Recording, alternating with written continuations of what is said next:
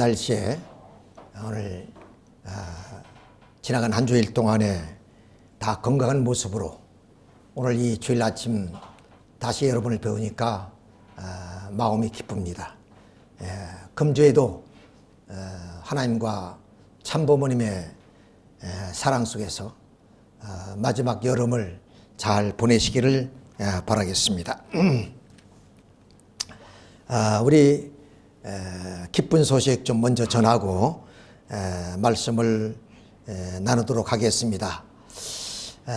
지난 10일입니다. 그러니까 주일인데 대만에서 축복 행사가 있었습니다. 이 축복 행사의 그 의미는 좀 남다른 것이 바로 이당님이 대만에 가신 지 꼭 100일, 지난 100하루째 되는 날 이렇게 축복 행사가 거행하게 됐다 하는 그런 큰 의미도 있고, 더 나아가서는 이 대만은 우리 입장에서는 지금 선교가 되어 있지 않은 곳입니다. 그러니까 광야 같은 그런 곳인데, 이당님께서 지난 6월에 세계 순회로정이 출발되어서 대만에 이제 마지막 순회 일정을 마치시면서 이제 하신 말씀이 바로 대만을 중심으로 해서 앞으로 세계 섭리를 이끌어 갈 것이다 하는 선포를 하셨습니다. 원래는 중국으로 들어가야 될 그런 입장이었지만은 바로 대만으로 간 이유가 있습니다. 참 아버님께서는 작년에 트럼프 대통령 선거 전에 영계에서 총동원령을 내리시고, 그렇게 또 이당님께서 트럼프를 당선시켜야 된다는 그런 좀 지시가 있었던 것입니다. 그래서 그 영계에 가신 우리 권사님이 잠시 당신이 잘 아시는 그 권사님께 오셔서 하시는 말씀이 뭐냐, 영계가 아버님이 굉장히 바쁘게 움직이신다. 그것은 트럼프 당선을 위해서 그렇게 영계가 총동원됐다 하는 말씀을 우리가 들어보면은 영계에서 얼마나 트럼프 당선에 대해서 힘쓰고 있었던가를 우리는 압니다. 또 이당님 말씀도 바로 우리 트럼프 당선은 우리가 그 참 인간적인 생각을 한다면 절대로 불가능한 것이다. 그런데 이 트럼프가 승리할 수 있다는 것은 영계가 총동원되었고 지상에 아버님의 그런 참 하명을 받으시고 이당님의 그런 또 전 세계 성전 식구들의 기도 정성으로 당선이 되었다. 이런 말씀을 하셨습니다. 이런 걸 볼 때 이 자유민주주의 진영이 좀 앞으로 진행돼야 될 그런 그 세계사는 그야말로 그 트럼프 당선이냐, 이 문제를 놓고 굉장히 영계가 좀 총동원됐다 하는 사실입니다. 그만큼 트럼프 당선은 자유진영에서는 꼭 이루어야 될 하나의 좀 선거전이었다 하는 것을 우리가 이제 알 수가 있습니다. 이렇게 해서 이제 물론 트럼프는 우리가 알다시피 여러 가지 관세 정책에 의해서 중국을 압박하고 있지 않습니까? 그와 같이 또 이제 이당님께서는 영적으로 중국의 공산당을 이제 좀 시진핑 세력을 끝내야 된다. 그래서 중국의 그런 그 영향력권에 있는 것이 또 우리 한반도 아니겠습니까? 그래야만이 이 한반도 통일이 이루어지고 정주 땅 해방이 이루어진다. 이런 하나의 그 세계 섭리를 목표로 두고 지금까지 또 역사해 왔습니다. 근데 왜 중국에 직접 들어가서 활동하면 되는데 왜 못했느냐? 중국은 티벳을 강제로 이제 병합하지 않았습니까? 티벳의 종교 지도자, 달라이 라마가 지금 인도에 망명되어 있단 말이에요. 그 이도학님은 달라이라마를 만난 겁니다. 그러니까 그런 사람은 입국을 안 시키는 거예요, 중국에서. 예, 그런 입장에서 이도학님이 지금 중국 입국을 하지 못하기 때문에 그의 베이스 캠프로 대만에 들어가서 대만을 중심해서 이제 좀 힘을 모아가지고 그리고 중국 공산당 좀 이 괴멸을 위해서 그렇게 활동하고 계시는 것입니다. 그런 100일째 되는 해 다음 날 바로 아무도 없는 그 황무지 같은 곳에서 세상의 축복이 이루어졌다는 그 얘기를 드리고자 하는 겁니다. 지금 여기 기도하시는 분은 바로 대만의 협회장입니다. 이광엽 협회장입니다. 이분도 일찍부터 뭐 협회장직을 가지고 있던 것이 아니라 물론 뭐 가정 여부는 모르지만 우리 성전교회에서는 대만의 선교가 이루어지지 않은 그런 상황입니다. 이제 몇 번 이상열 그 회장님이 대만에 가서 이분은 어떤 분이냐면은 그 부인이 한국 사람입니다. 그러니까 한중 결혼을 하신 그런 축복 가정이죠. 6,500 가정인데 이분은 아버님이 그 축복을 해 주실 때 어떤 말씀하냐면 너는 대만의 협회장감이다 이런 말씀하신 거예요. 근데 진짜 협회장이 됐어요. 이제 지난 6월달 이도학님이 여기 오셔서 협회장으로 임명하지 않았습니까? 근데 이분이 굉장히 신앙이 좋으신 분입니다. 누가 인도하지 않고 자기 대만에서 군대에 입소해서 뭐는 임무를 마치고 이제 끝나자마자 우리 교회를 찾아와 스스로 찾아와서 식구가 된 사람이에요.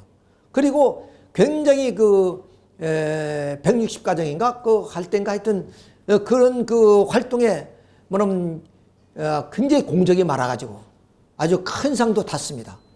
거기가 뭐 한 마을을 다 그렇게 전도할 정도로 그렇게 전도하신 분인데 지금은 이제 건강 그 사업을 하고 있는 그런 가운데 좀 협회장으로 이도학님께서 임명해 주신 이광엽 협회장이십니다.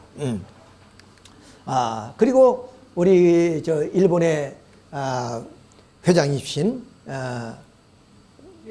에리카 회장님이 또 이제 축사를 하는 그런 장면입니다.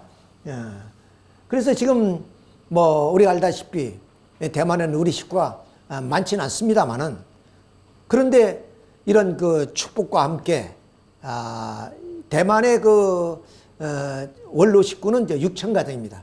그 6,000가정 몇 분이 이제 또 우리 교회로 이제 옮기게 되었고 이분들은 지금까지 그 전 세계가 다 그렇습니다만은 우리 그 이도학님은 불효자다 하는 프레임이 씌워져 가지고 전 세계 식구들이 다 뭐는 이도학님은 불효자라고 이렇게 지금 아주 좋지 않은 그런 눈으로 바라보고 있는 입장이죠. 자, 그런 그 입장에서 이제 대만의 식구들이 이제 찾아오고 그래서 그 이도학님의 그런 그 삶을 보고 또 생활을 보고 감동을 느끼는 겁니다. 야, 저렇게 소박할 수 있을까? 우리가 흔히 과거에 우리 자녀분들을 보게 되면 굉장히 권위식도 좀 있고 이랬던 분인데 아주 그 옷차림이라든가 또 식사하는 것이라든가 또는 생활이 너무 소박해서 그 사람들이 뭐 이도학님이 이런 분이라는 것을 설명하기도 전에 이미 좀 이도학님의 그 인격에 감동이 돼가지고 이렇게 최고 그 선배 6,000가정이 전도되는 그런 역사가 지금 벌어지고 있는 거죠. 자, 우리 이제 그 축복 현장을 보겠습니다. 식구는 많지는 않지만 이렇게 모였는데 아까 말씀드렸던 우리 이상열 총회장님 그리고 유광엽 그런 협회장님 그 외에 이제 식구들이 이제 앉아 있습니다만은 자 여기에 이제 좀 100하루 날 100일을 지내고 그 다음 날 이렇게 축복 행사를 하게 됐다. 이 시간으로 따지면 뭐 3개월하고 조금 지난 거죠. 놀랍지 않습니까? 황무제 같은 또 이광염 협장님은 사업을 하시기 때문에 그렇게 뭐 전도를 하기 위해서 앞장설 그런 입장이거든요. 그러니까 뭐 중국어도 모르는 이상열 총회장님이 뭐는 수행 비서로서 따라다니면서, 그런데 참 놀라운 것은 이당님이 중국어로 설교를 하는 입장입니다. 언제 중국어를 그렇게 공부하셨니? 물론 소림사에서 무도도 배우시고 거기서 지낸 그런 기간이 좀 있습니다. 그런데 설교를 할 정도로 일본어가 유창합니다. 그러니까 아버님의 말씀에 이제 7개국어를 하신다고 하지 않았습니까? 그러니까 예를 들어서 뭐 영어는 다를 것도 한국어도 우리가 공직할 때는 조금 억양이 좀 어색했는데 지금은 유창하고, 일본어 잘하시고, 그럼 중국어도 그렇게, 아니 대화 정도가 아니라 설교할 정도가 되니까 자, 하늘이 그렇게 좀 이렇게 준비해 놓으신 분이구나 하는 것을 우리가 느끼게 됩니다. 자, 이렇게 해서 아주 좀 이게 기반은 없지만은 이렇게 잘 준비를 해서 이렇게 좀 축복식을 거행하게 됐습니다. 이 그림도 이당님이 직접 그린 거 아닙니까? 이분이 뭐라면 미술 전공한 분은 아니잖아요. 그런데 이렇게 배우는 예수님 그리고 이당님 이렇게 해서 쭉 그려놓고 글씨도 보십시오. 다 이당님이 직접 쓰신 거예요. 아주 좀 놀랍습니다. 그래서 이제 이렇게 성주식을 하고 성원문답하는 그런 장면인 것 같습니다. 자, 그래서 이렇게 성원문답을 좀 하시고 있고, 자, 우리 요 가에 있는 분이, 자, 이쪽 분이 바로 천 선생님이라고, 이름을 내가 잘 기억 못했는데 첸 선생님 이런 분인데, 이분이 어떤 분이냐면은 아주 유명한 조각가입니다. 조각가. 이분을 전도했어요. 이당님이 전도하신 분입니다. 이거. 그래서 부부가 언제 축복 얘기를 쭉 했던 겁니다. 그러니까 8월 10일 날 축복받겠다. 이렇게 해서 이날 축복 행사하게 됩니다. 그리고 이렇게 두 가정이 또 함께 합류해서 이렇게 세 가정이 이날 축복을 받게 되었다 하는 것을 우리가 볼 수 있습니다. 케이크를 자르는 장면이죠. 참 이 식장이 소박하지만은 그래도 참 이렇게 뜻있는 축복 행사를 거행하게 됐다. 하객들에게 감사의 그런 인사를 드리는 장면이기도 합니다. 그리고 이제 축도해 주시는 장면이죠. 이당님이. 자, 이렇게. 그 다음 이제 만찬 시간. 이렇게 뭐냐면 축복식을 행했으니까 아주 푸짐한 그런 정심 만찬 시간이 이제 도래해서 서로가 즐거운 시간을 갖는 그런 장면을 우리가 볼 수가 있습니다. 아까 6천 가정 가운데 한 분이 누구냐? 바로 왕야호 장로님. 그러니까 이분이 이미 가정연합의 장로님으로 계신데 6천 가정이 제일 선배인데, 이분은 치과 의사입니다. 치과 의사가 이제 전도된 거예요.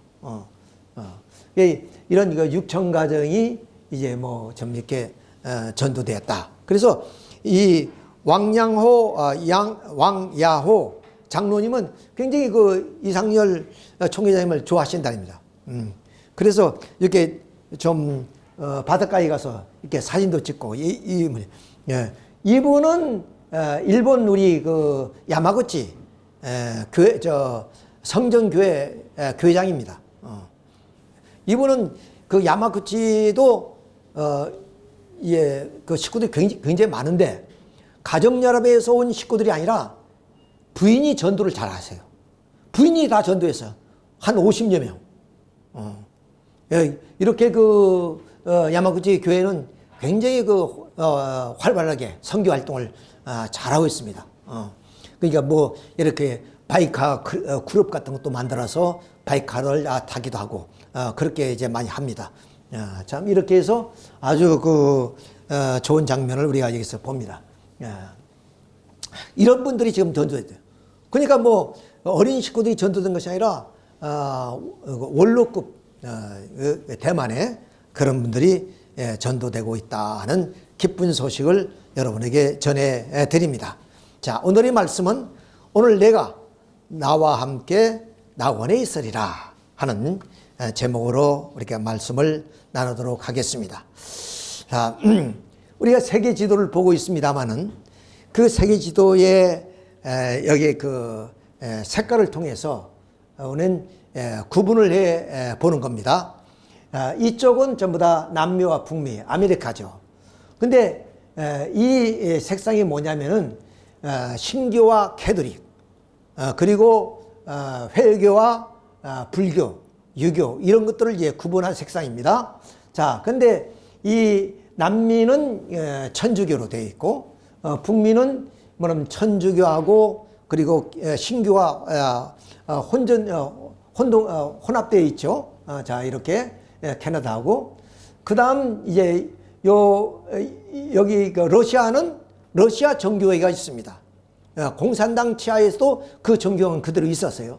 유럽은 뭐 말할 것도 없고 캐톨릭이나 그다음에 신교. 그다음에 아프리카는 북부 아프리카는 거의가 중동하고 뭐냐면 회교입니다.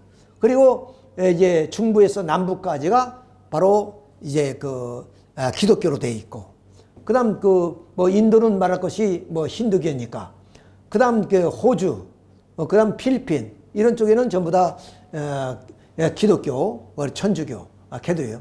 그다음 이제 우리 인도 차이나 반도를 중심해서 중국 대륙 이 모두가 여기는 이제 물론 이제 중국은 뭐 종교도 이제 뭐 자유는 별로 없지만은 그런 그 뭐냐면 도교나 그다음 불교 또는 유교, 이 한반도가 색칠이 요 반쪽은 우리가 기독교가 융성하지 않습니까?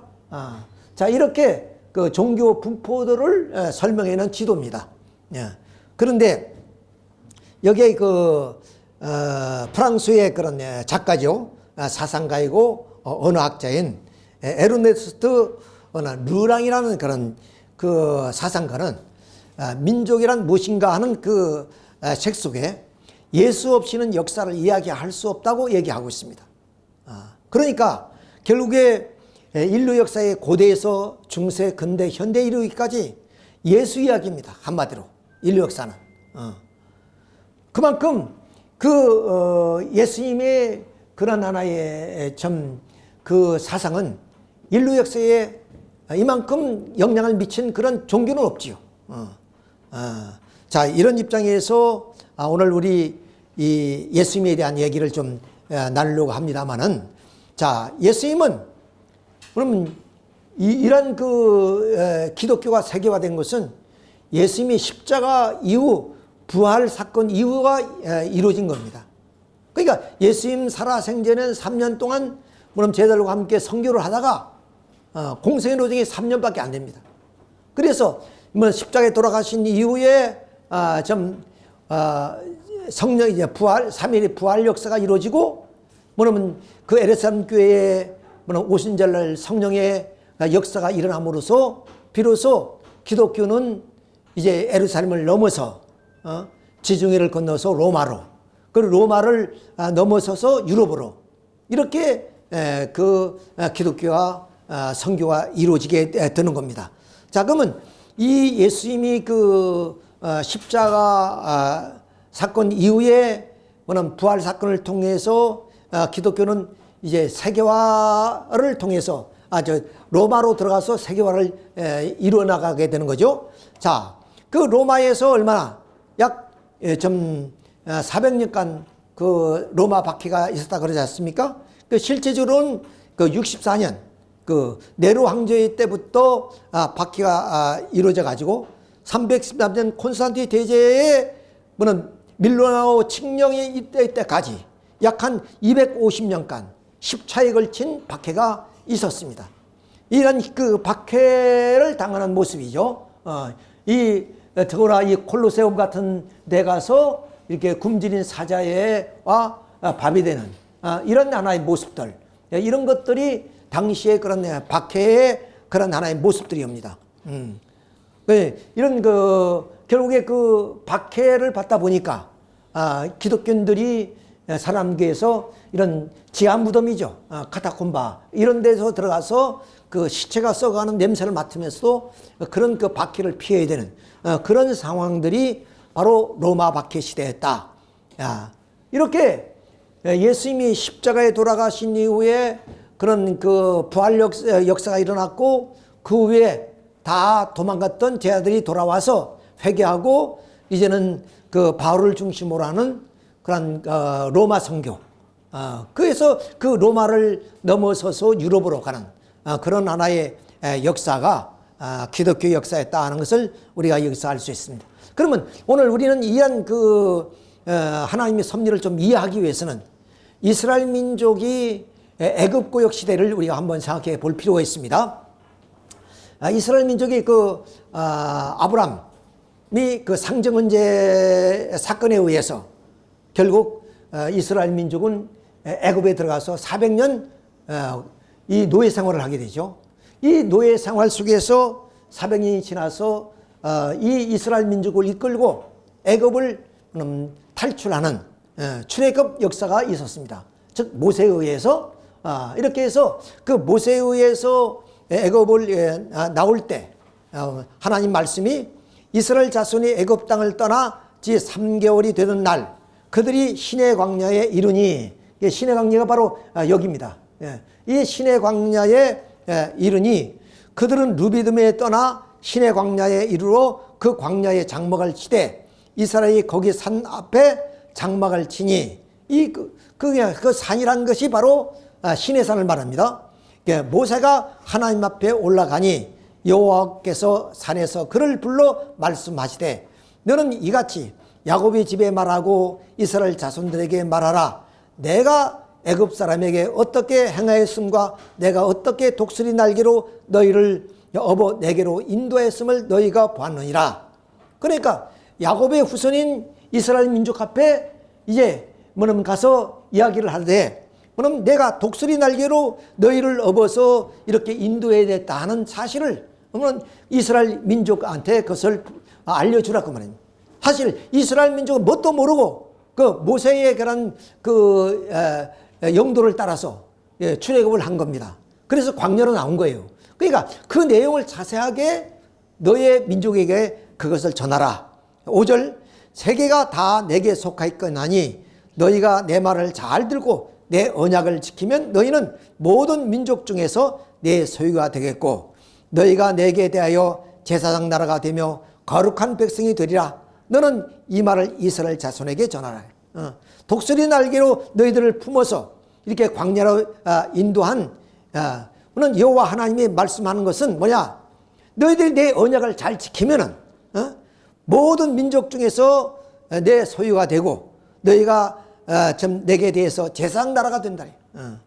그러니까 여호와 하나님께서는 이 민족에게 이제 큰 축복을 내려주실 것을 이제 모세를 통해서 이렇게 말씀하고 계시는 것을 우리가 볼 수가 있습니다. 자, 그래서 그 이스라엘 민족이 모세의 영도를 따라서 이렇게 그 시내산에 시내산에 오게 되는데 그 시내산으로 바로 여호와 하나님은 모세를 부르십니다. 출애굽기 20장 2절을 보겠습니다. 나는 너를 애굽 땅 종되었던 집에서 인도하여 낸 하나님 여호와니라. 너는 나 외에는 다른 신들에게 두지 말라. 너를 위하여 새긴 우상을 만들지 말고 또 위로 하늘에 있는 것이나 아래에 땅에 있는 것이나 땅 아래 물속에 있는 것이나 어떤 형상도 만들지 말며 그것들에게 절하지 말라. 우상에 절하지 말라 그거예요. 그것들을 섬기지 말라. 나 내 하나님 여호와는 질투하는 하나님인 즉 나를 미워하는 자의 죄를 갚되 아버지로부터 아들에게 13, 4대까지 이르게 하거니와 나를 사랑하고 내 계명을 지키는 자에게는 천대까지 은혜를 베푸리라. 즉 그런 우상을 섬기는 그런 무리들한테는 바로 3, 4대까지 그러면 이제 저주를 받을 것이고 그리고 나를 사랑하는 사람에게는 뭐냐 내 계명을 지키는 자에게는 천대까지 은혜를 베풀어 주겠다. 이렇게 이스라엘 민족을 향하여서 하나님은 이 백성에게 축복을 내어주시고 계시는 내용입니다. 출애굽기 19장 6절을 보면 너희가 내게 대하여 제사장 나라가 되며 거룩한 백성이 되리라. 너는 이 말을 이스라엘 자손에게 전할지니라 그랬습니다. 그 말은 이제 이스라엘 민족하고 이제 계약을 하시는 겁니다. 너는 나의 백성이 되고 나는 너희 하나님이 되겠다. 이런 말씀입니다. 그러니까 너희들은 어떠냐? 거룩한 백성이 되래. 거룩한 백성. 이 세속적인 타락한 그런 민족이 되지 말고 성별된 민족. 그래서 그거는 좀 선민으로서의 그런 민족이 되어야 된다. 즉 거룩한 백성이 되어야 된다. 그게 거룩한 백성이 되기 위해서는 어떻게 되느냐? 신명기 14장 21절의 내용입니다. 너희는 너희 하나님 여호와의 성민이라. 스스로 죽은 모든 것을 먹지 말 것이나 그것을 성중에 거류하는 객에게 주어 먹게 하거나 이방인에게 파는 것을 기억하나니 너는 염소 새끼를 그 어미젖에 삼지 말지니라 했습니다. 이 말은 무슨 말이냐면 너희들이 거룩한 백성이 되기 위해서는 분별되는 삶을 살아야 된다. 먹는 것에서 입는 것에서 그리고 그 삶을 통해서 하나님께 거룩한 예물을 드리는 그런 거룩한 백성이 되어야 된다. 이것이 바로 십계명에 주신 이유입니다. 그러니까 하나님은 이 시내산에서 모세에게 좀 돌판에다 십계명을 새겨주신 이유는 뭐냐?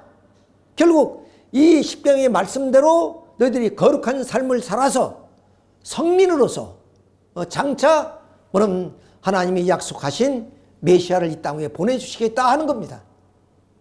그러니까 십계명을 중심한 구약의 섭리는 결국에 요 예수 그리스도를 보내는데 그 목적과 초점이 맞춰져 있다 하는 얘기입니다. 그러니까 다시 말씀드려서 하나님이 이스라엘 민족을 애굽 땅에서 인도해내서 광야를 거쳐서 적각거리는 가나안 땅으로 가는 모든 그 섭리는 뭐냐? 바로 이 시족이 민족을 이루고 나라를 세워서 바로 그리스도를 보내기 위한 것이다. 그러기 위해서는 이 백성이 성민으로서 바로 거룩한 백성이 되어야 된다. 그 거룩한 백성이 되기 위해서는 그 삶 자체가 세속적인 타락한 그런 민족과는 달라야 된다. 그래서 그렇게 삶을 새롭게 조명해 주기 위해서 십계명을 주셨다네. 그러니까 그 십계명에 준해서 그 하위법들이 쭉 있지만은 그 법에 준해서 거룩한 삶을 살아가라 하는 그런 말씀이 있어요. 자, 이렇게 하나님은 광야에 나온 이 민족과 계약을 했습니다. 나는 너희 하나님이 되고 너는 나의 백성이 되라. 근데 나의 백성인 너희들은 어떤 삶을 사느냐? 거룩한 삶을 살아야 된다. 그 거룩한 삶을 살기 위해서 어떻게 하냐? 이 십계명을 주노니 십계명의 말씀에 따라서 살아야 된다 하는 그런 말씀의 요지가 바로 이 출애굽기 내용이고 신명기의 내용이다 하는 것을 우리가 여기서 알 수가 있습니다. 자, 그리고 아까 말씀드렸지, 이런 거룩한 그 삶을 통해서 뭐냐면 이 민족의 성민이 되는 목적이 무엇이냐? 그것이 아까 뭐냐면 그리스도를 보내기 위한 백성으로서의 뭐냐면 삶을 말씀하시는 것이다. 그래서 이사야서의 선지자를 통해서 이런 한나기가 우리에게 낳고 한나다를 우리에게 주신 바 되는데 그 어깨는 정사를 메었고 그 이름을 기묘자라 모사라 전능하신 하나님이라 영존하신 아버지라 평강의 왕이라 할 것이라. 그러니까 이사야 선지자, 물론 에레미야 선지자, 그리고 뭐 많은 선지자를 통해서 그리스도의 탄생을 뭐냐면 예고해 놓았는데 그 이사야 선지자의 한 구절을 보니까 돼야 바로 하나님의 그런 아들로서 그리고 평강의 왕으로서 또는 영주하신 아버지로 이 땅 위에 메시아를 보내게 주신다 하는 그런 얘기입니다. 그러니까 이스라엘 민족을 통해서 하나님이 이루시는 그 섭리의 궁극적인 목적은 뭐냐? 이 땅 위에 메시아의 탄생을 예고하는 것이다. 그런 것을 우리가 여기서 알 수가 있습니다. 자, 그러면 왜 예수님은 이 땅에 오셔서 3년이라는 공생의 노정을 좀 밖에 못 지내고 십자가에 지셔야 되느냐?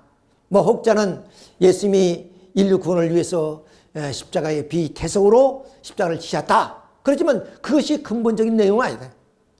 이미 우리가 봤듯이 이는 한나게 우리의 낳고 하나들을 우리에게 주신 바 되는데 그 어깨는 하나님의 뜻, 정사를 메었단 말이에요. 근데 그것을 다 이루어야 될 그런 예수님이 왜 십자가에 돌아가셔서 뜻을 이루어야 되느냐 이게요. 이것은 결국에 예수님이 이 땅에 오신 목적도 아니고 하나님의 섭리도 아니다 하는 것을 우리가 여기서 알 수가 있습니다. 자, 그러면 아까 말씀드렸지, 왜 예수님이 유대민족의 미움을 사고 그리고 그 유대민족의 지도자로부터 배척을 당해서 십자가에 지게 된 이유가 뭐냐? 이미 분명히 선지자를 통해서 그리스도를 보내겠다고 이스라엘 민족 앞에 수없이 약속해 왔는데 진짜 그리스도로 오신 예수님이 그들에 의해서 그러면 십자가를 지게 된 그 원인이 무엇이느냐? 이걸 이제 우리는 성서를 통해서 잠시 우리가 알아보도록 하겠습니다. 다 아는 내용이지만 요한복음 5장 2절 보면 예루살렘에 있는 양문계 때 뭐냐면 히브리 말로 베데스다라 하는 못이 있는데 거기에 행각에 5이 있고 그 안에 많은 병자들이 맹인, 다리 젖는 사람, 혈기 마른 사람들이 누워서 이제 천사가 그 못가에 베데스다라는 그 못가에 천사가 내려오면 물이 이게 돈다는 거예요. 물이 이렇게 휘어 돌 때 그러면 이 환자들이 그 물속에 뛰어들으면 병이 난다는 그런 전설적인 얘기가 있습니다. 그러니까 여기에 뭐냐면 38년 동안 뭐냐면 이 다리를 저는 사람이 있었는데 그 사람을 기준으로 지금 얘기가 되는 겁니다. 이는 천사가 가끔 못에 내려와 물을 움직이게 하는데 움직이는 후에 먼저 들어가는 자는 어떤 병에 걸렸든지 낫게 됨이더라. 거기서 38회 된 병자가 있더라. 예수께서 그 누운 것을 보시고 병이 벌써 오래된 줄 아시고 이르시되 내가 낫고자 하느냐. 그 병자가 대답한데 주여 물이 움직일 때 나를 못에 넣어주는 사람이 없어 내가 가는 동안 안내 다른 사람이 먼저 내려가나이다. 그러니까 다리가 저려서 자기 물이 돌 때 먼저 뭐냐면 그 물가로 데려가서 물속에 뭐냐면 밀어 넣어야 되는데 누가 그런 사람이 없으니까 자기보다 먼저 다른 사람이 뛰어 들어가서 병을 고쳤다. 그래서 그런 하나의 병을 나은다는 소망을 가지고 38년 동안 그 베데스다라는 그 못가에서 지금 누워 있는 거예요. 이때 예수님을 만난 겁니다. 자, 예수께서 이르시되 일어나 내 자리를 들고 걸어가라 하시니 그래 지금 못가에 가지도 않았는데 예수님이 하시는 말씀이 너 왜 누워 있느냐? 일어나서 너 그 돗자리를 쟁기고 너 집에 가라. 이 말씀이에요. 그 말이 떨어지자마자 그러면 그 사람이 곧 나와서 자리를 들고 걸어 나가니라. 이날로 안식일이 그날이 바로 안식일이었어요. 안식일.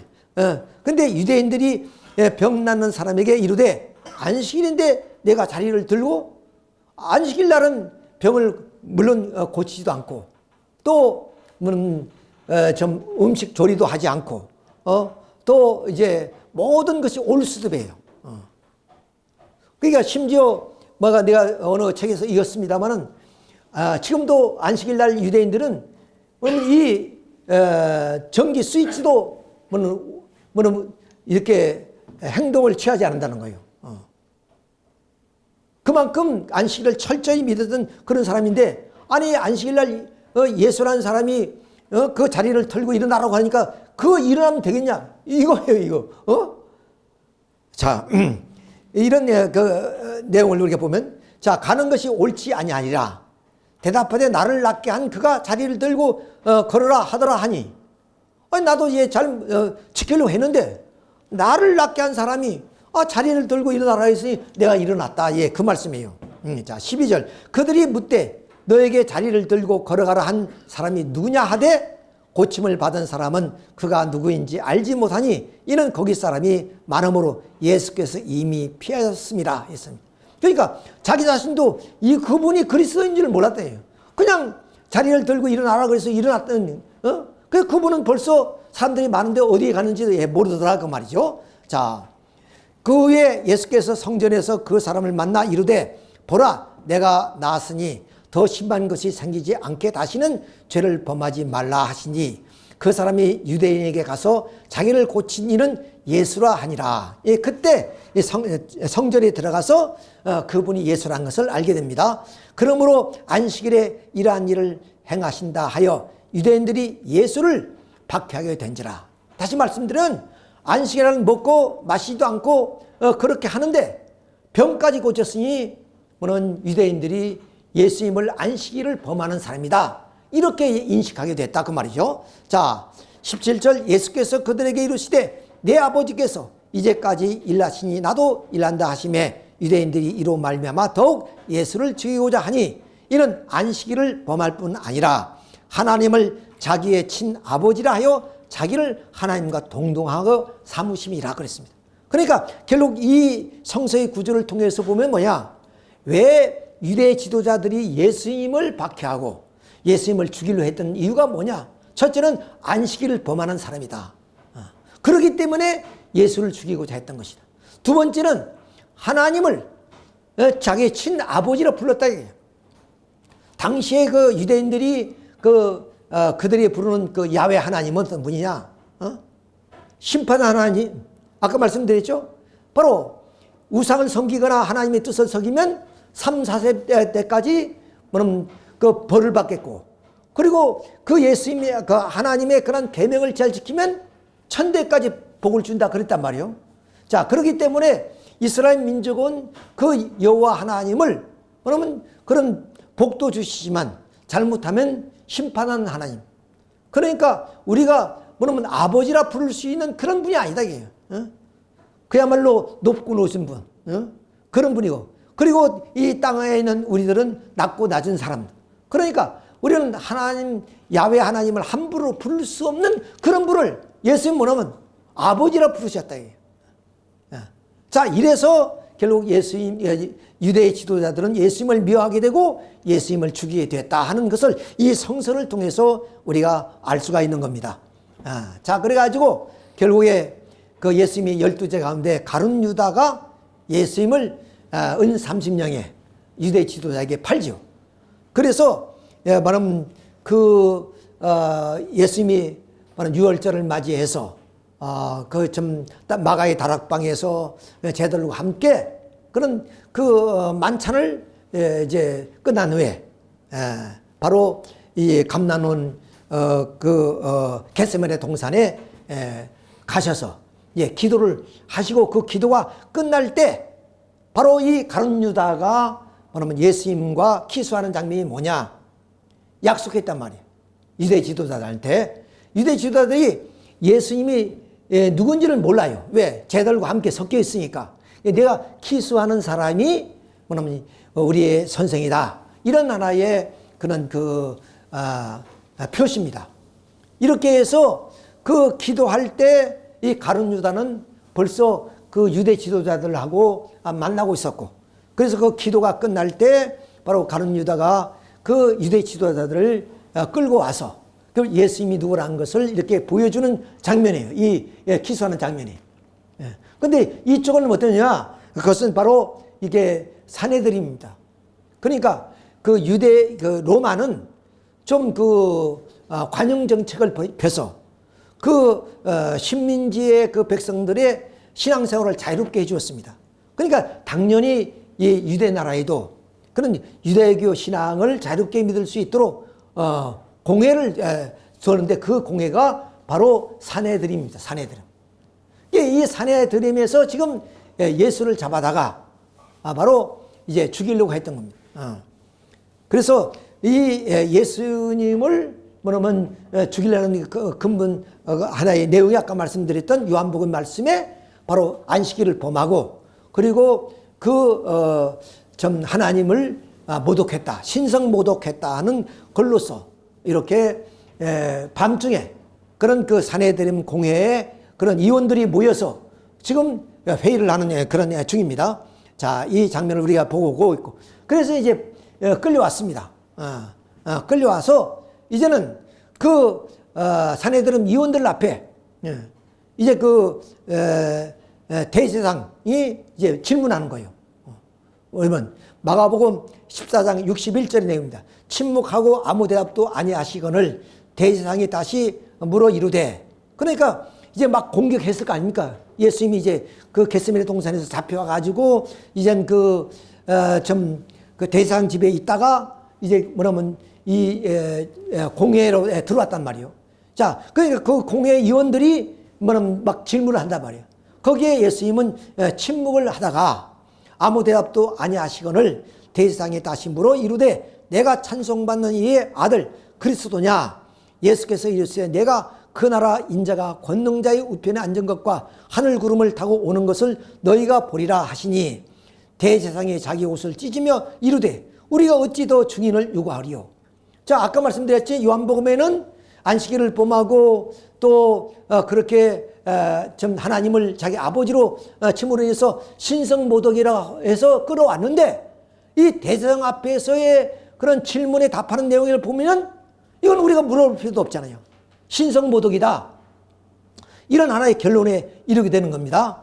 자, 그 신성모독하는 말을 너희가 들었도다. 너희는 어떻게 생각하느냐 하니 그들이 다 예수를 사형에 해당한 자로 정죄하고 어떤 사람은 그에게 침을 뱉으며 그의 얼굴을 가리고 주먹으로 치며 이르되 선지자 노릇을 하라 하고 하인들을 손바닥으로 치더라 그랬습니다. 그러니까 온갖 수모를 당하는 입장이에요. 말씀드렸지. 너희가 뭐냐면 그 칭송받는 그러니까 야훼 하나님의 아들이냐 이런 하나의 그 질문에 대답한 거예요. 나는 뭐냐면 하늘 구름 타고 오는 것을 너희가 보리라고 그랬습니다. 하나님의 아들로서 이 땅에 오실 것이다. 그러니까 이상 더 무슨 증인이 필요하냐? 이건 신성모독이다. 그래서 사형을 처하게 됩니다. 그런데 이제 그 유대 나라는 로마의 그런 식민지화된 그런 나라이기 때문에 그런 하나의 그 공회의 그런 자치권은 주었지만은 그러나 뭐냐면 그 사형 언도라든가 집행은 할 수가 없습니다. 그래서 여기에서 그런 공회 의원들에 의해서 사형 선고를 내렸어요. 근데 집행을 하려면 뭐냐면 빌라도 법정으로 가야 됩니다. 그래서 그 빌라도 법정으로 이제 끌고 왔습니다. 그래서 빌라도한테 이번엔 이런 신성모독을 했으니까 뭐냐면 사형 집행을 내려주십시오 하는 거예요. 그런데 이 빌라도가 보니까 이것은 무슨 어떤 뭐냐면 사회적 법을 어기거나 그런 것이 아니라 종교적인 하나의 문제예요. 종교적인 문제니까 이걸 내가 여기에 끼어들 이유가 없지 않느냐 이런 생각을 했던가 봐요. 빌라도가. 누가복음 23장 14절을 봅시다. 이르되 너희가 이 사람이 백성을 미혹하는 자라 하여 내게 끌고 왔도다. 보라 내가 너희 앞에서 신문하였으되 너희가 고발하는 일에 대하여 이 사람에게서 죄를 찾지 못하였고 헤롯이 또한 그렇게 하여 그를 우리에게 도로 보내었도다. 보라 그가 행한 일은 죽일 일이 없느니라. 자, 그러면 죽여달라고 지금 왔는데 바로 이 빌라도가 신문을 해보니까 그런 어떤 정치적인 범죄도 아니고 사회적인 범죄도 아니고 종교적인 하나의 문제예요. 그러니까 이 사람은 죽일 만한 사람이 아니다. 자, 그것은 어떻게냐? 헤롯도 그렇지 않느냐? 봅시다. 첫째, 너희가 고발한 일에 대해서 죄를 찾지 못했다. 이것이 빌라도의 얘기입니다. 두 번째 뭐냐? 너희들이 헤롯 왕까지도 끌려갔지 않느냐?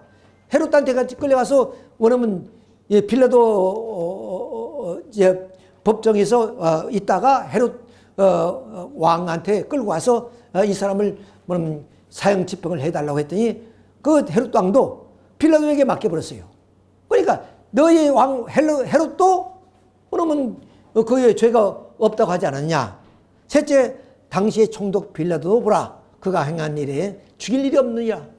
이렇게 모두가 뭐 죽일 만한 그런 이유가 없다. 이렇게 했는데 그럼 유대인들은 어떠냐. 폭동을 일으킬 만큼 예수를 십자가에 처형하라고 외치게 됩니다. 그런데 이 나라 통치하는 빌라도는 누구냐. 바로 본국에 어느 황제가 있단 말이야. 이 황제의 눈에 나면은 어떻게 됐습니까? 자기의 지위가 박탈될 수도 있잖아요. 그러니까 이 식민지의 나라에 뭐냐면 반란이 일어난다든가 이러면 안 되겠죠. 그러니까 뭐냐면 안정적인 그런 정책을 해놔야 되는데 만약 예수의 사건 때문에 밀란이 벌어지게 되면 자기가 어떤 정치적인 책임을 져야 되기 때문에 할 수 없이 이 유대인들에 의해서 바로 십자가형을 내리게 된 겁니다. 자, 이렇게 해서 그 십자가를 지고 이제는 가는데 십자가 엄청 우리가 보기도 무거울 것 같아요. 더군다나 채찍을 많이 맞았기 때문에 예수의 그런 그 힘으로는 이 십자가를 질 수가 없는 것 같아요. 그래서 누가복음 23장 26절 보면 그들이 예수를 끌고 갈 때 시몬이라는 구레네 사람이 시골에 오는 것을 붙들어 그에게 십자가를 지워 예수를 따르게 하더라. 그 구레네 사람 시몬이라는 사람이 아마 건강한 사람인 것 같아요. 그 사람이 이제 십자가를 대신 짊어지고 이제 골고다께로 가게 되는 거죠. 자, 그러면 그 구레네가 어디냐? 그것이 뭐냐면 리비아, 여기 이 리비아의 수도가 그때 당시에 구레네예요. 그러니까 여기서 예루살렘 여기입니다. 굉장히 한 1000km 떨어진 것이 아닌가. 근데 이때가 뭐냐? 6월절이에요, 6월절. 그러니까 6월절 행사에 참여하기 위해서, 그러니까 그때 당시만 해도 바로 이 로마에 합병되어 있는 그런 입장이기 때문에 유대인들이 디아스포라가 많았어요. 즉 이방에 가서 사는 사람들이 많았단 말이에요. 그러니까 이 시몬도 뭐냐면 그 유대인인데 바로 이 구레네에 가서 디아스포라로 살던 사람이 6월절을 맞이해서 명절을 보내기 위해서 자기 고국으로 돌아온 이때 십자가 사건이 일어나서 말하면 구경 갔다가 아마 그렇게 좀 이렇게 십자가를 지게 됐던 봅니다.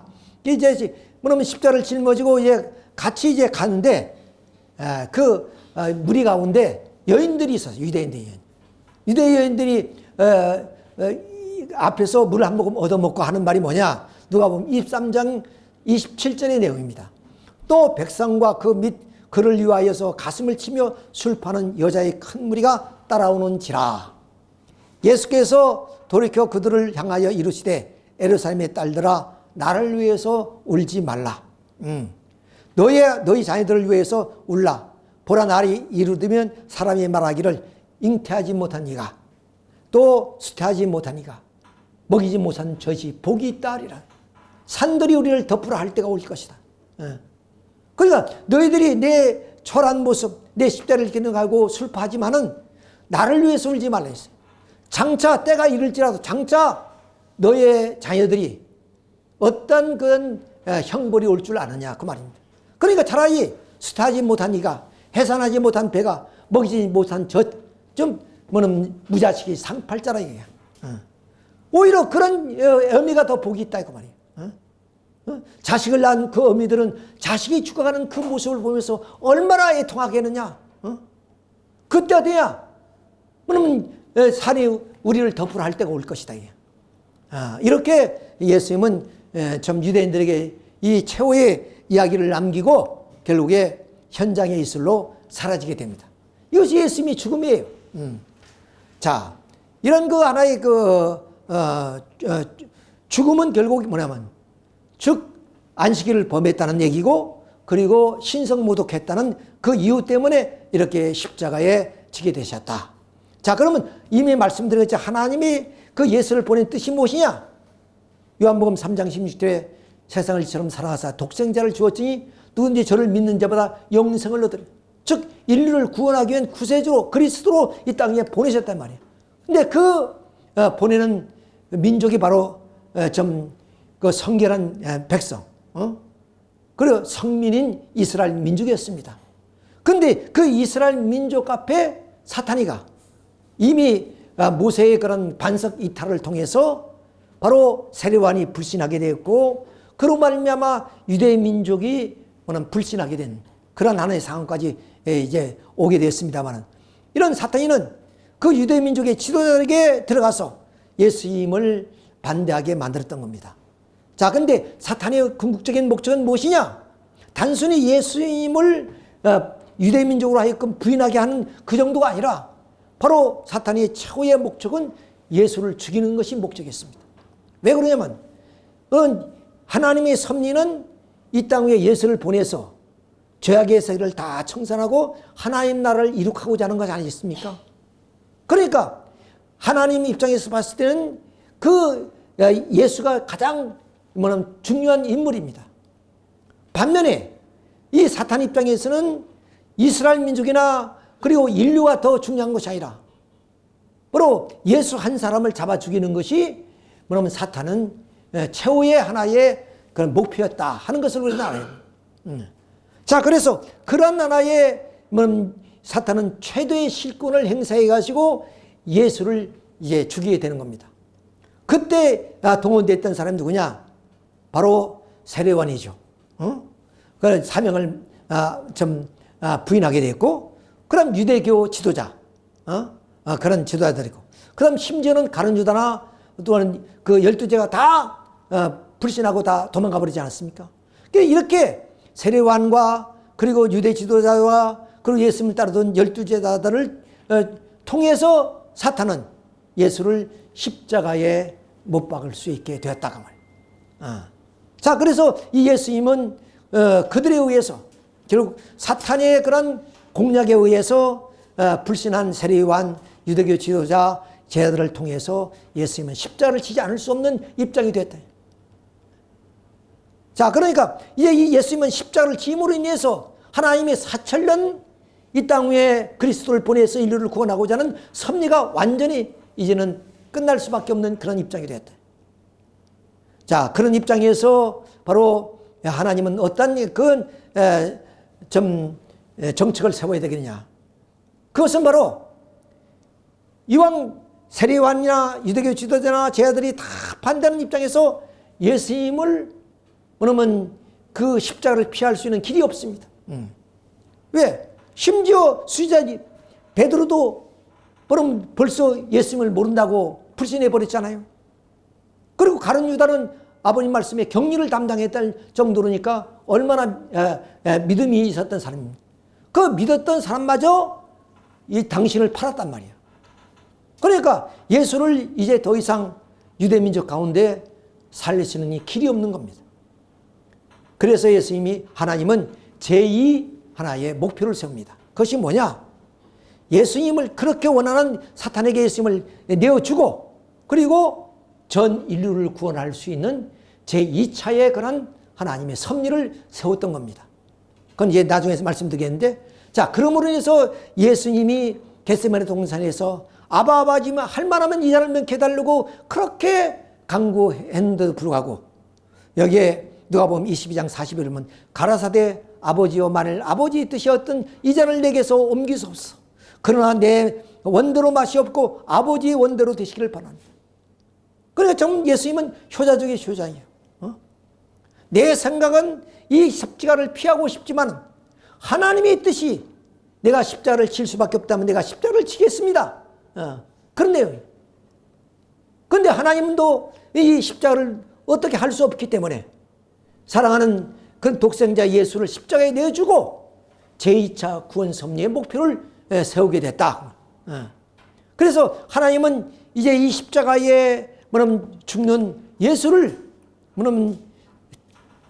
이제 다시 살려서 인류를 구원하기 위해서는 어떻게 되냐.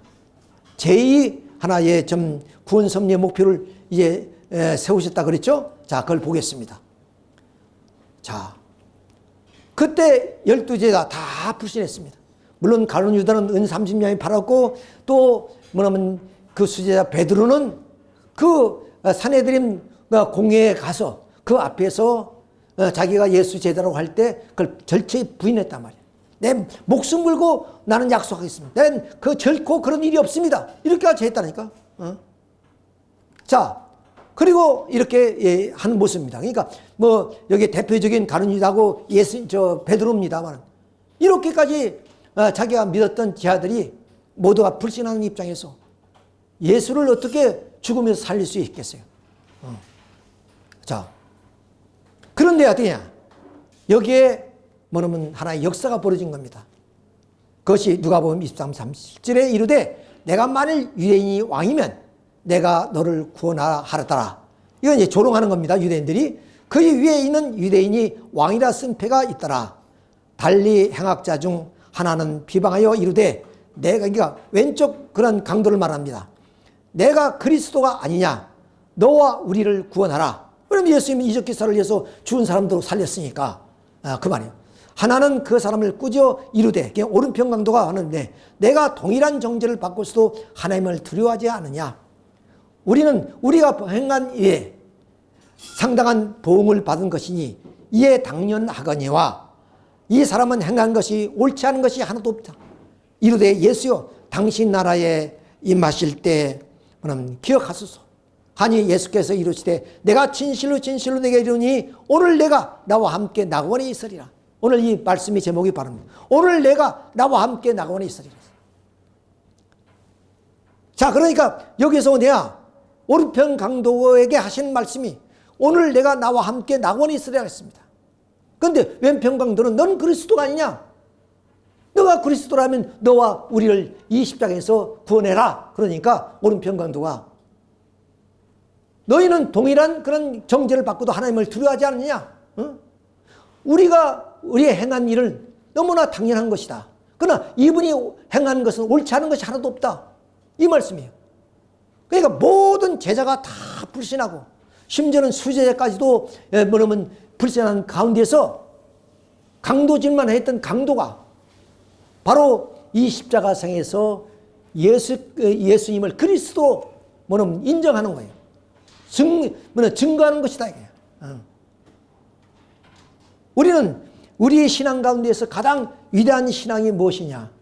뭐 우리가 선을 베풀고 그리고 또 많은 실적을 갖는 것이 우리의 신앙의 하나의 좀 그 결과라고 볼 수는 있지만 그 가운데 가장 중요한 것은 참 부모님을 증거하는 것만큼 위대한 사역은 없습니다. 더구나 지금같이 이런 게 우리 통일가 혼란한 시대에 이당님을 우리가 모시고 이당님을 증거하는 것이야말로 우리는 뭐냐면 최고의 신앙길이라고 우리가 봐야 됩니다. 이보다 더 위대한 신앙이 없습니다. 아무리 우리가 계대를 이어서 뭐는 조상들이 신앙생활을 해왔다 할지라도 그 위대한 신앙이라 할지라도 주님을 뭐냐면 만나고 주님을 증거하지 못한다면 무슨 의미가 있겠습니까? 더구나 이 재림 시기에 바로 그 주님을 만나고 주님을 증거한다는 것은 그건 위대한 신앙입니다. 이와 마찬가지로 예수님 당시에 그 제자들이 예수님을 따랐지만은 죽음 앞에서는 다 불신하고 도망갔단 말이에요. 예, 온 천지 세계가 다 예수님을 뭐냐면 부인하는 그런 입장에서 바로 그 강도가 지금까지 생애 남만 해롭게 했던 그 강도가 회개해서 그 좀 예수님을 그리스도로 인정하는 그것, 이 공로가 엄청난 것이었다. 그러나 여기에 있는 우리 식구님들도 그런 입장입니다. 지금 전부 다 이당님이 불효자라고 하지 않습니까? 뭐냐면 아까 우리 대만의 그 식구들도 마찬가지로 전부가 불효자라고 그렇게 알고 있었는데 이당님을 진작 만나서 보니까 그 소박한 삶을 보고 감동을 받았다는 거예요. 무슨 이야기가 필요 있겠어요? 그것처럼 오늘 가연에 있는 식구들이 모두가 다 한결같이 애미가 자식을 뭐냐면 해외로 추방시켰는데 거꾸로 뭐냐면 자식이 애미한테 불효했다고 해서 불효라는 프레임을 씌워가지고 핍박한 것이 지금 이당님의 그런 10년의 인고의 세월입니다. 얼마나 억울하겠어요. 그 억울한 시대에 뭐 우리가 잘나지도 못했지만은 이 오른편 강도처럼 이 어려운 시대에 사실 우리는 체면과 모든 것을 우리가 던져버리지 않고서는 이 길을 올 수 없잖아요. 우리가 얼마나 모멸감을 많이 당했습니까? 어떤 사람은 허 목사님 그렇게 어렵습니까? 돈 때문에 갔다 그러고 또 우리 사모가 전도한 그 부인은 이런 얘기까지 해요. 전화가 왔는데 그렇게 어려우냐고. 내가 몽실을 봤는데 허 목사님이 금덩어리를 가지고 글을 쓰고 있다는 거예요. 그러니까 허 목사님이 얼마나 어려우니까 그렇게 금을 선호해서 그렇게 금덩어리를 가지고 글을 쓰느냐. 내가 그래서 이 여인이 참 어리석고 바보스럽구나. 옛날 고승들은요, 그 불경을 쓸 때 부처님의 귀한 말씀 아니에요? 쓸 때는 금가루를 풀어가지고 먹에다 풀어가지고 글을 썼어요. 왜? 글씨가 변하지 말라고. 그렇게 뭐냐면 금과 옥조 같은 말씀은 금으로 글을 썼다니까. 그러니까 내가 뭐는 금구덩어리를 가지고 글을 썼다는 말은 그만큼 그 말씀이 귀한 말씀이라는 것을 그 여인은 헤아리지 못하고, 오히려 허 목사님이 뭐냐면 좀 살기 힘드니까 저렇게 금덩어리를 탐내는구나, 그런 소리로 전화를 온 거예요. 그만큼 우리는 모면을 많이 받았습니다. 어떤 사람은 내가 죽어도 거기는 안 가겠다. 또 어떤 권사님은 우리 같은 가정인데 우리 사모가 뭐 시간이 좀 있으면 한번 놀러 오세요. 그러니까 내가 놀아도 거기는 안 가겠다. 이건 정말 모멸스러운 얘기입니다. 이런 모멸을 받으면서도 여러분이 나왔다는 것은 뭐냐? 꼭 오른편강도가 똑같습니다. 오른편강도가 무슨 그 한마디를 해가지고 세상으로 또 면죄부를 받고 그런 거 아니잖아요. 그런데 그 양심의 준에 봤을 때 지금까지 강도짓만 하고 살아왔지만은 그 죽음 앞에서 그리스도를 보니 그리스도에 대한 얘기를 좀 들었을 거 아니에요. 그분을 보니 어때야? 양심이 소리가 나올 수밖에 없는 거예요. 그러니 좀 이분은 행한 것이 하나도 의롭지 않은 것이 하나도 없다. 주여 당신이 가는 곳에 저를 기억해 주소. 그러니 오늘 너희는 나와 함께 낙원에 갈 것이다. 야, 얼마나 멋진 얘기예요. 그러니까 인생은 뭐냐? 마지막 그 삶의 마지막이 중요합니다. 그러잖아요. 지금까지 우리가 아무리 뭐는 뜻길을 걸으면서 훌륭한 업적을 남겼다 할지라도 마지막 어디예요? 참 아버님의 뜻을 저버리고 독생을 뭐냐면 메시아로 믿고 따른다면 어떻게 되겠습니까? 그리고 아버님께서 대신자 상자 후계자로 세워주신 이당님을 멸시하고 그리고 모멸한다면 어떻게 됐습니까? 오늘 원로 선비들이 전부 다 이당님을 모독하고 있지 않습니까? 이런 속에서 여러분들이 오른편 강도처럼 양심의 소리, 그야말로 내가 지금까지 배웠던 원리 말씀 그대로, 아버님 말씀들 그대로 우리가 뒤돌아보니까 결국 아버님의 뜻은 이당님을 통해서 이렇게 이루시려고 하는구나. 그런 하나의 좀 몰래와 핍박과 그리고 비아냥 가운데서도 저희와 함께 이런 뜻길을 선택했다는 것은 위대한 그런 신앙입니다. 여러분들은 절대로 기가 죽어서는 안 됩니다. 내가 무엇을 지금 하고 있다는 것은 여러분들이 아셔야 됩니다. 누구나 아무나 할 수 있는 일이 아니잖아요. 왜 우리 동지들 가운데는 뭐냐면 여기 오면 세금을 못 받아요. 그것 때문에 뭐 뜻은 좋은 것 같은데 오지 못하는 사람도 많이 있어요. 또 어떤 사람은 체면 때문에 못 오는 사람도 많이 있단 말이에요. 그런데 여러분들은 그런 것에서 불구하고 여기에 오셨습니다. 이당님을 모시고 이당님을 증거하고 계시지 않습니까? 이런 위대한 하나의 좀 신앙을 우리가 누가 앞으로 참소할 수가 있겠습니까? 자, 이렇게 해서 결국 뭐냐면 모든 그런 그 제자들까지도 부인하는 그런 입장에서 어디야?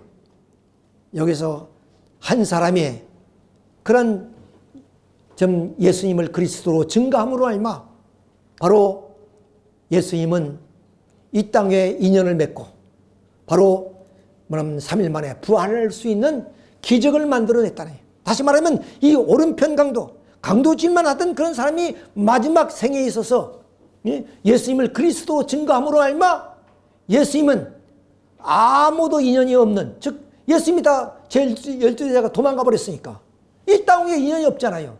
그 인연을 맺음과 동시에 부활이 조건이 됐다고 아버님은 말씀하고 계십니다. 그걸 우리가 한번 여기 보도록 하겠습니다. 자, 십자가에, 이게 아버님 말씀입니다.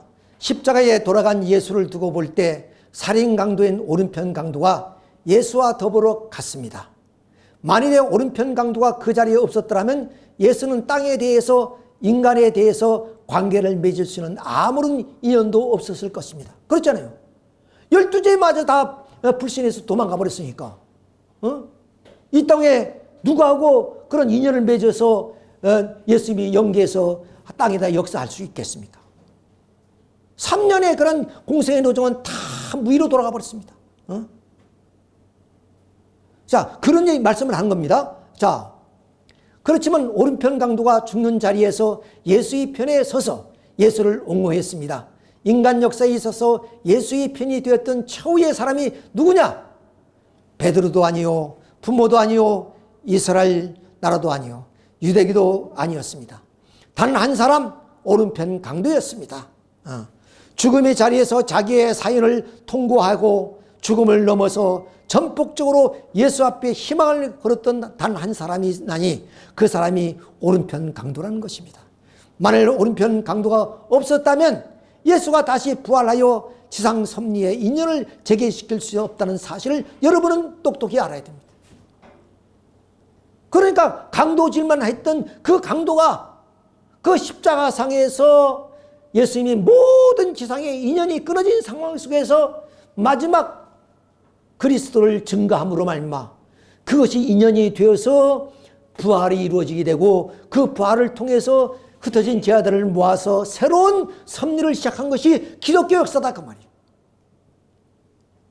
그러니 이 유대인들이 뭐 예를 들어서 좀 대대로 제사장 가문도 있을 것이고 율법사 가문도 있을 것이고 그런 신앙생활을 했던 사람, 그리고 저 갈릴리에서 어부를 들이대어서 좀 예수님 제자가 되었던 그런 사람들 다 역사 속에 흘러가 버리고 오직 강도질하던 오른편 강도만이 하나님의 섭리의 지상에 그런 인연을 맺게 해주었다는 거예요.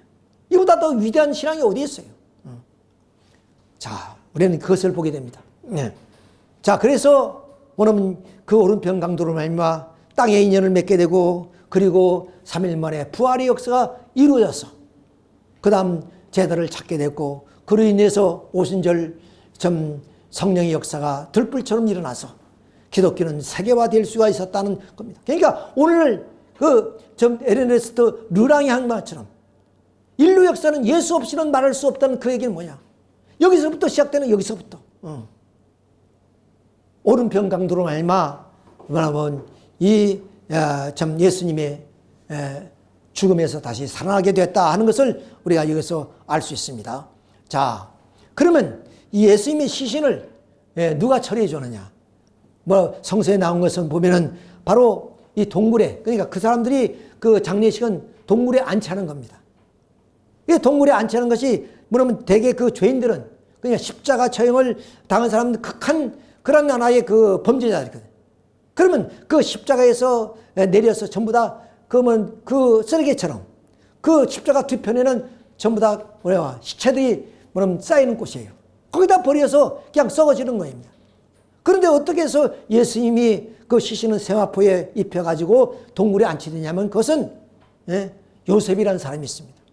요셉은 아리마다 사람인데 그래서 아리마다 요셉이라는 사람인데 이 사람이 어디냐면 공의의 의원이에요. 그러니까 그런 나라에 레벨이 있는 사람이기 때문에 빌라도에 가서 예수의 시신을 우리가 처리하겠습니다. 그러면서 하는 말이 나는 예수님의 십자가의 그런 동의하지 않았습니다. 나는 예수님이 십자가의 그 공의의 의원들이 다 동의를 하는 나는 동의하지 않았습니다.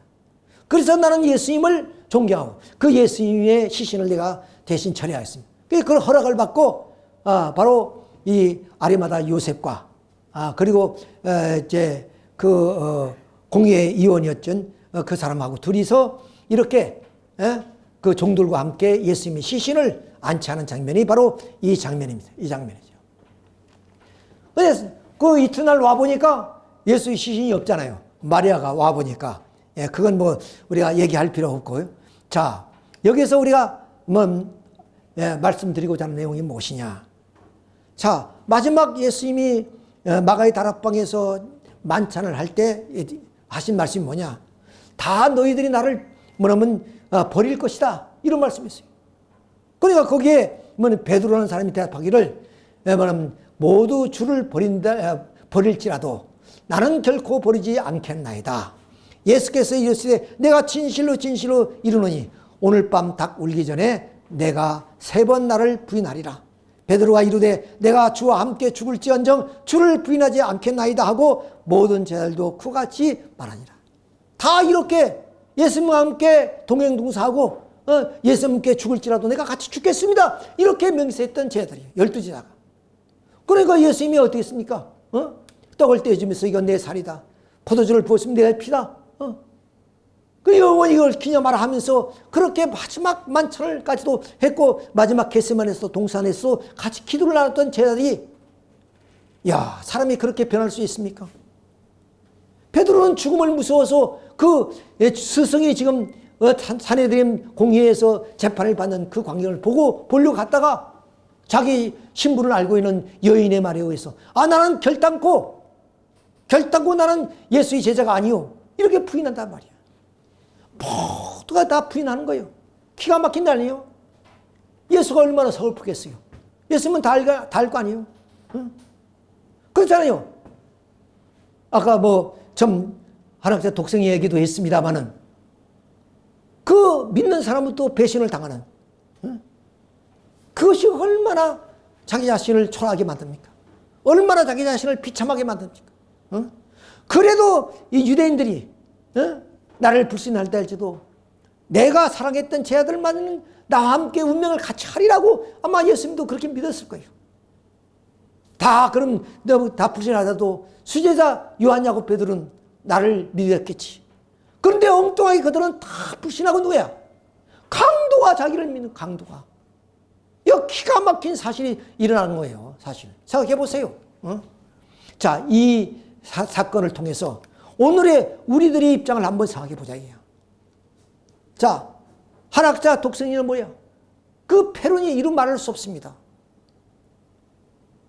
첫째, 아버지 메시아를 뭐냐면 부정해버렸어요. 아까 말씀드렸지, 우리 신앙의 최고의 그런 그 신앙은 뭐냐? 승리하는 신앙은 뭐냐? 주님을 증거하는 것만큼 위대한 신앙이 없습니다. 그러잖아요. 그런데 여기는 어떻게 거꾸로 아버지를 메시아로 오신 아버지를 메시아가 아니라고 부정한단 말이야. 이보다 더 큰 그런 페륜이 어디 있습니까? 이보다 더 큰 모독이 어디 있습니까? 생각해 보세요. 자, 그리고 아버님은 나는 태어날 때부터 원죄가 없고 아버님은 원죄를 가지고 태어났다. 그러니까 원죄를 갖고 태어난 아버지는 나 곧 원죄 없이 지상에서 태어난 독생녀를 만나서 원죄를 청산해야 된다. 이거 거꾸로 얘기하는 거 아니에요? 아버님은 좀 하나님의 독생도 이 땅에 오셔서 원죄 없이 메시아로서 뭐냐면 이제 서게 됐고, 그래서 어린 양 잔치를 하기 위해서는 뭐냐면 신부를 맞이한 것이 한학자란 말이에요. 그렇잖아요. 그러니까 한학자는 원죄를 가지고 태어났지만 아버님과 성화를 통해서 원죄를 청산한 것이 원리적 내용이다. 이걸 거꾸로 해가지고 아버님 원죄는 왜야? 독생애로부터 청산된다는 이런 패런이 어디 있습니까? 자, 아버님은 메시아의 후보 중 한 사람이고 원리강론을 버려라 광야시대의 유물이다. 메시아는 무슨 메시아냐? 자기 사촌 동생한테 골목대장도 못하다. 이거는 모욕이 아니고 뭡니까? 이건 모독이고 능력입니다. 아까 말씀드렸지만은 자, 이런 모멸을 당할 때 사람은 살고 싶은 기분이 없는 거죠. 그 한 예를 아버님 예를 말씀을 들어보겠습니다. 아버님이 서대문 형무소로 이제 좀 재판을 보고 들락날락 했지 않겠습니까? 이때 평양에서 전도된 사람이 하나 있었다는 거예요. 이 사람이 뭐냐면 아버님의 자기의 뜻을 잘 안 따라준다고 교회를 나갔대요. 근데 그 형무소에서 만나게 됐다는 거예요. 근데 여기에는 그런 얘기 없습니다. 내가 자기 역성대로 안 하니까 떨어져 나가 잘 됐군. 하나님의 아들이 적골이야 하더라고요. 그래서 내가 감옥에서 사라질 사나이가 아니야. 나는 해방의 세계를 향해 도약할 것이다 했어요. 잊혀지지 않아요. 그놈의 얼굴이 요전에 다 비참하게 죽었다는 소식을 듣고 안 됐구나. 나는 그리고 사는 사람이다. 그 한마디. 여기는 이런 말인데 또 다른 말로 뭐예요? 저 평양에서 하던 짓거리 여기 와서도 하는구나. 이런 얘기를 했다는, 난 그렇게 들었어요. 이거는 천성교에서 따온 얘기입니다만. 어떻든 간에 그 얘기를 듣고 아버님은 비참하게 생각했다는 거예요. 평생 잊을 수 없는 그런 모욕이었다는 거예요. 생각해 보세요. 하나님의 아들이라고 하는 사람이 뭐냐면 이렇게 감옥에 오게 됐으니 잘 됐구나. 이런 비아냥, 이런 모욕, 이걸 아버님은 평생 잊을 수가 없더라 그 말이에요. 자, 그런데 지금 이 사건이 뭡니까? 메시아로서는 아버님을 부정하는 얘기. 그리고 그러면 그 독생에 의해서 자기가 메시아가 된다는 얘기. 골목대장도 못하던 그 얘기. 이런 얘기들이 도대체 아버님의 모욕이 아니고 뭐냐예요. 모독을 넘어서 능력입니다. 능력. 자, 이런 것을 참고 오늘 하나님의 섭리는 이루어가고 있고 이당도 아버님의 심료가 뭐가 다르겠냐 이게야. 자, 그래서 여기서 우리 하나 더 볼 것은 뭐냐. 자, 아버님 독생자 아니야. 독생녀를 교육해라. 그리고 아버님은 원죄를 가지고 있고 나는 원죄가 없기 때문에 나로 인해서 아버님 원죄를 청산한다. 김병대는 또 그러면 화성교회 가서 아버님 말씀 95%가 가짜다. 그리고 김병대는 또 뭐라냐. 당시에 메시아 후보가 많이 있었다 이게. 그 중에 우리 문성민 참 아버님을 17살짜리 한학자가 선택해서 성혼을 해줌으로 말미암아 아버님은 원죄를 청산하기도 했다. 이것이 모독이 아니고 뭐냐 이게요. 아버님의 한 여인으로부터의 그런 잘 됐다. 하나님 아들이라는 사람이 잘 됐구나. 이런 모욕을 받아서 평생 잊지 못하고 그걸 사는데 그거에 이것이 비교가 됩니까? 아무리 육신이 없고 영계에 가 있다 할지라도 아버님 보고 듣고 다 계신데 그것을 듣는 아버님의 그 애간장 녹이는 그 마음. 그래서 영계 메시지를 보면 내 가슴이 무너졌다 그랬습니다. 얼마나 기가 막힌 얘기. 이것을 우리 원로 선배들은 듣고도 외면하고 있다는 하나의 사실을 우리가 아닙니다. 심지어는 뭐냐면 이 우상 숭배로 독생녀가 뭐냐면 동상을 세우게 됐고 또는 막 각 교회마다 아버님 자리를 다 없애버려서 결국 교회에서 아버님을 내쫓은 거 아니에요? 아버님 앉을 자리가 없는데. 자, 천일성전을 지어놓고 거기다 이 그림을 이렇게 확대해 보니까 이래. 선앙당에다가 참 구판이 벌어졌는데 아버님이 그 독생녀 밑에서 치마 밑에서 축송하는 거 아닙니까? 축송하네요. 오 메시아요, 나를 축복하소서. 이런다는 거 이거 얼마나 기가 막힌 얘기예요. 여러분 이걸 보면서 그럼 분기냉철은 안 할 수 있어요? 근데요 우리 선배들은 눈 하나 깜짝하지 않습니다. 이런 얘기를 들어도 저런 얘기를 들어도 비분관계하는 사람도 없고 분기냉철하는 사람도 없고 목 놓아 우는 사람도 없고요. 이거 기가 막힌 사실 아니에요?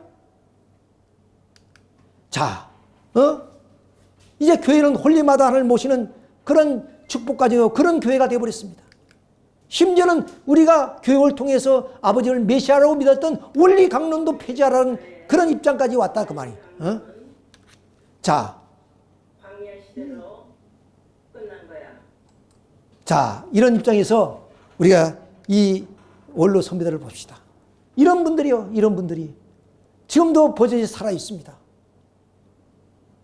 까무러칠 만한 그런 하나의 얘기가 나와도 태평성대입니다. 태평성대. 나와 무슨 상관이 있냐? 나는 축복받았으니까 영계에 가면 아버님이 다 도와주시겠지. 기가 막힌 일. 마치 오늘 우리 여러분들은 오른편 강도와 같습니다. 마지막 숨이 넘어가는 그 순간에 그야말로 세상에 인연이 없는 그 인연을 맺게 해준 오른편 강도처럼 여러분들은 그 모욕과 그리고 전 핍박과 박해를 무릅쓰고 우리 장로님 한 분은 부인이 반대하는 때문에 얼마나 그동안 고역을 당했습니까? 지금 몇 년입니까? 4년 5년 동안 그렇게 가정적으로 고통을 당하면서도 이 길을 좀 버리지 않고 오는 것을 보면 대단히 중요하다. 훌륭하신 분이다. 이렇게 느낍니다. 우리 모두가 그런 모욕을 받지 않습니까? 그러나 우리 선배들은 이렇게 확대해 보겠습니다. 자, 이분들이 다 여기에서 뭐 살아계실 줄 믿습니다. 이분들이. 이런 분들이 지금 어디야? 아버님의 모욕당하는 것을 다 듣고 있고 보고 있단 말이에요. 어? 이건 100년 전 얘기도 아니고 500년 전 얘기도 아닙니다. 우리는 이 현장에 살고 있으면서도 애통하는 사람 없고 비분강개하는 사람 없고 분기댕창하는 사람 없고요. 어? 태평성대는 태평성대. 이러면서 우리는 아버지의 뜻을 따른다고 합니다. 어? 자, 우리는 이런 참 선배들을 바라보면서 우리가 없어서는 안 되겠구나. 우리 목숨 다해서 참 이당님을 모시고 아버지 뜻을 이루어드려야겠다는 그런 하나의 다짐을 하게 됩니다. 여러분도 다 그런 심정이라고 생각이 되면서 오늘 참 우리 선배들을 보지 않고 우리 선배들의 그런 생각을 다 묻어버리고 앞만 보고 우리가 참 가야 되겠다. 마침 강도가 그 죽음의 자리에서 용기 있게 예수님을 그리스도로 증거한 것처럼 우리 남은 생애를 오직 이당님을 모셔서 아버지의 뜻을 이루어야겠다는 그런 신념으로 우리의 신앙 생활이 되었으면 좋겠다 하는 말씀을 드리면서 오늘 말씀을 마치겠습니다. 우리 함께